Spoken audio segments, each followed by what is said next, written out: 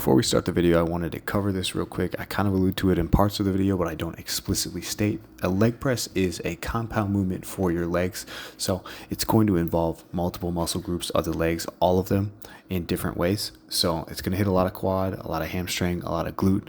But I wanted to go ahead and explicitly say that before we get into the rest of the video. Okay, so I got a leg press machine here. First things first, you can see that you can change the seat angle back here if you just move this up and down.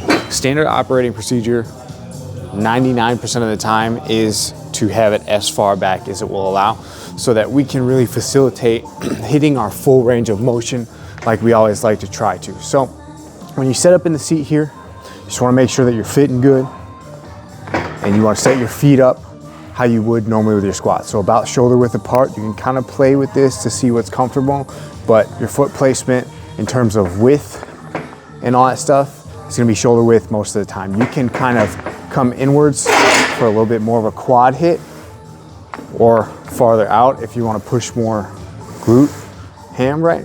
But let's go ahead and stick with our shoulder width for right now, just to mimic our squat pattern. Also, this is not a long-term squat replacement. You can rotate it in for sure, but you cannot exclusively leg press. I wouldn't recommend it. You've got to have your free weight movements in there still. And so go ahead, get shoulder width apart with this. When we talk about unracking it, there's going to be these little levers on the side.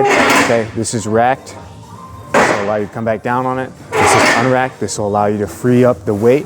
Okay, and so you just want to grab these handles, anchor yourself in the seat, and let the sled slide back on you as far as you can facilitate without your hips rounding back up, okay? So if this is the top of your hips, this is the bottom of your hips in the seat, you want to come only as far as you can without letting your hips round up off the seat. If you come back and you feel, here, let me see if I can kind of, like, you see how I'm kind of lifted up now, rounded up, and I'm back down on the seat, round it up. You only want to go up until your hips start to round, actually just shy of it. You don't want any rounding to occur, okay? So you want to keep tucked down in the seat, keep the hips engaged, go until you get your stretch, come back up, okay? When you're through with this, go ahead, pull these handles back up, rack it, pull yourself out.